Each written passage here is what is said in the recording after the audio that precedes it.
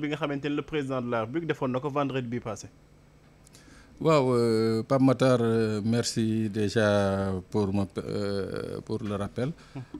parce que discours boobu daanaka ba léegi nii sénégalais yaa ngi continuer di ko commentaire diversement parce que effectivement dañu tàmm fii Sénégal bu ñu naan le président s'adresse à la nation moment de solennité bi muy àndal sénégalais yu bëri dañuy faral di ci prêter attention maa ngi lay déglu keroog bi nga naan ba ngay ñëw malheureusement ñu bëri ci sénégalais yaa ngi leen romb ci mbedd bi ñiy dox seen aajo wala di déglu musique donc loolu pour dire que je crois que sénégalais yooyu nga xam ne ñoo prêté wul woon attention ci discours président bi le contenu du discours à la fin dafa mel ni que voilà c'était prévu d'avance que ça allait être un flop ba nga xam ne dans la mesure où moment boobu je le dis c'est un moment tellement solennel pour un président de s'adresser à son peuple ba nga xam ne voilà quoi mots yi tonalité bi sujet yi c'est d'une importance capitale mais malheureusement on se rend compte que sunu président bi il est toujours dans la politique politicienne mooy maanaam ba léegi je crois que li ma doon wax après les émeutes de mars 2021 mooy que si le président dans son discours du 8 mars newoon na Sénégalais yi ne que je vous ai compris mais ñun aussi Sénégalais yi on a fait une erreur de ne pas lui avoir demandé qu'est-ce qu'il avait compris donc ba léegi soo suivre discours am bi déglu ko de fond en comble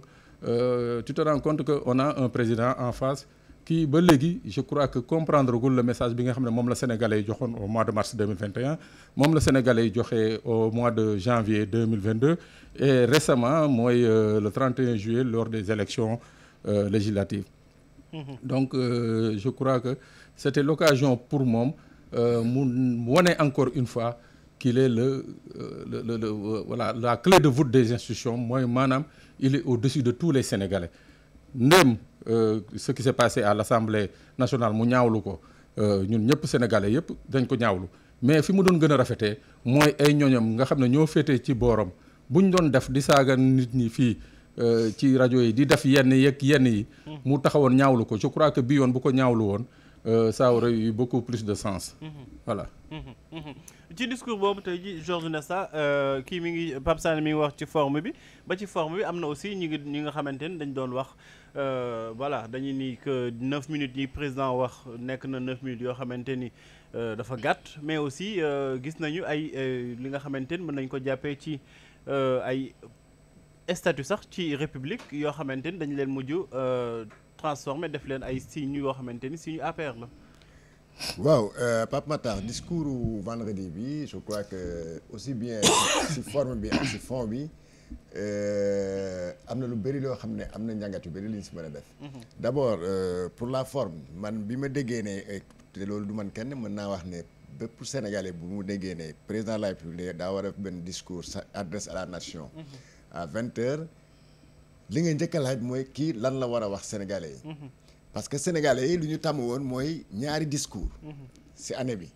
premier discours bi mooy discours en tout cas les adresses officielles à la nation ñaar la sénégalais yi jàpp te ñaar ñooñu xam naa moom la ñu bind ci constitution bi mooy bu 31 décembre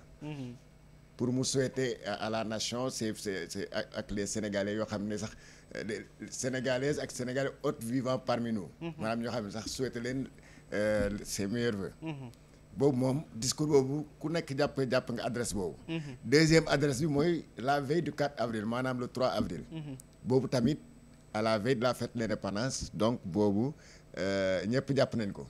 kooku bu ñu la waxee nag président daa war a wax 20h tu te poses pas des questions lan la war a wax da nga wax rek c'est un discours traditionnel boo xam ne c'est inscrit dans l'agenda de l'état de la nation. mais nag. bu fekkee ne nag da nga war a jéggi ñaari discours yooyu ba am benn jour nga xam ne jour bi y a aucune solennité dara xewul ci dëkk bi nga ne da ngay def adresse à la nation. quand même dans le fond nit ñi war nga leen wax loo xam ne teg son loxo loo xam ne bu ñu ko déggee ne lii moom li mu wax nii jaroon na quand même mu génn wax ko. parce que dafa am importance. mais dans le fond on a vu quoi man bi ma njëkkee gis les armoiries de la nation. ñu def leen ci couleur APR ci couleur APR ça pose problème. man xaw ma kan moo ko wax mu def loolu mais ça quand même. ça a été une erreur monumentale. et je pense que je souhaite que la prochaine fois mu war a def benn discours à la nation d'autres Sénégalais dootuñu gis mu def fa ay affaire marron. armoire yi mooy mbir bu newoon ci ginnaawam noonu. voilà fu ñu bind un peuple en but une fois def baobab beeg gaynde gi ci ginnaawam. loolu kenn mosul gis ñu def ko fond bu vert du temps wu Ablaye Wade. du temps du PS kenn mosul gis ñu def ko fond bleu du temps de Ablaye Wade. kon je me demande lu tax Macky Sall ak ay gaayam am fitu def ko marron. loolu kenn mosoo gis si armoire yu Sénégal. boo da ngay xool papier officiel yu nekk Sénégal doo ko gis. maintenant pour en venir au fond ñu bëri en tout cas jàppoon nañ que ne bu waxee daal peut-être daa bëgg a wax ne parce que daa fekk la veille quelques jours avant discours boobu daa am kilifa bu mag bu waxoon dara. muy Mimi Touré. bu muy gën a dem dafa ne woon président de la République Macky Sall. waxoon na ma ne.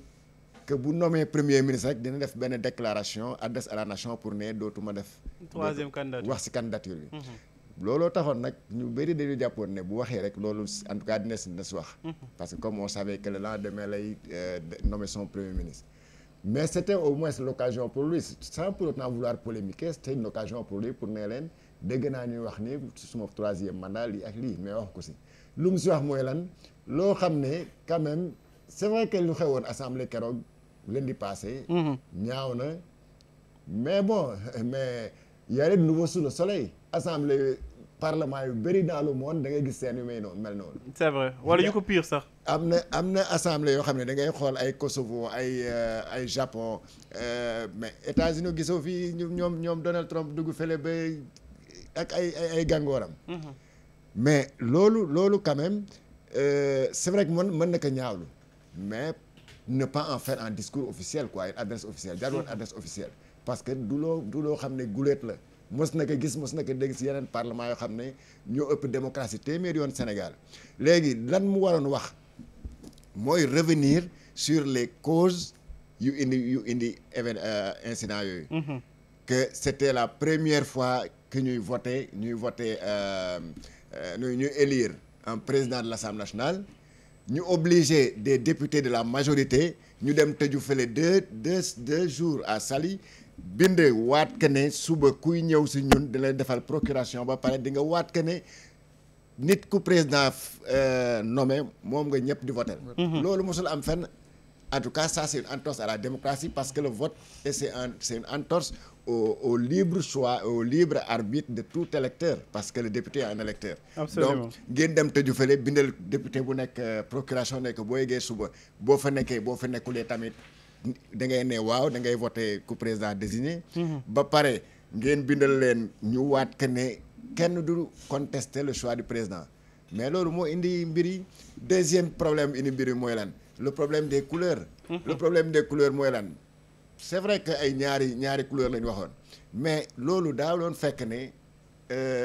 candidats yi duñ doon bëri mais à situation exceptionnelle mesure exceptionnelle. boo amee 4 candidats mais il faut s'y adapter. et là je crois que c'est au niveau de l'Assemblée nationale ñoo waroon xam ne suba dinañ am au minimum 3 candidats. mais ñu jël les dispositions nécessaires. Absolument. pour que affaire boobu am donc moom loolu waroon na ko si wax waroon na ko si ñambaas si discours am bi au lieu toog di naan léegi li ngeen def ñaaw na nul n'a le droit de détruire les biens publics et tout ça mais loolu donc pour résumer quoi lu mu wax discours yëpp xam nga leen rek la. mooy que yéen député opposition bi fas yéene naa nag jaamaarlu ak yéen si biir assemblée ak seen comportement bi. parce que boo ko déggee mooy lan. mooy que la prochaine fois bu assemblée bu événement yu mel noonu amatee. par exemple lors du vote du budget buy ñëw dans peut-être 2 mois bu amee député opposition yi jóg ne du ñu voter ce budget wala budget bi ni leen koy defee ba tax ñuy xëcc ay micro wala kii mais da leen di yóbbu yoon di nga gis député boobu moytul bu ñu jëlee fii tëj ko kaso yóbbu ko Rebeuss le même jour wala ñu yóbbu ko commissariat central. Ah bon? parce que tu sais député yi dañuy wax ne immunité parlementaire. mais le flagrant délit l'unité parlementaire bokku si de. C'est vrai. donc député la preuve c'est que bu ñu la jiiñee trafic de faux billets dañ lay yóbbu Rebeuss bu ñu la jiiñee tamit passeport bi nag dañ lay yóbbu Rebeuss donc de la même manière aussi Macky Sall loolu la wax te bëgg ko woon wax ouvertement maanaam lu mu wax Sénégalais keroog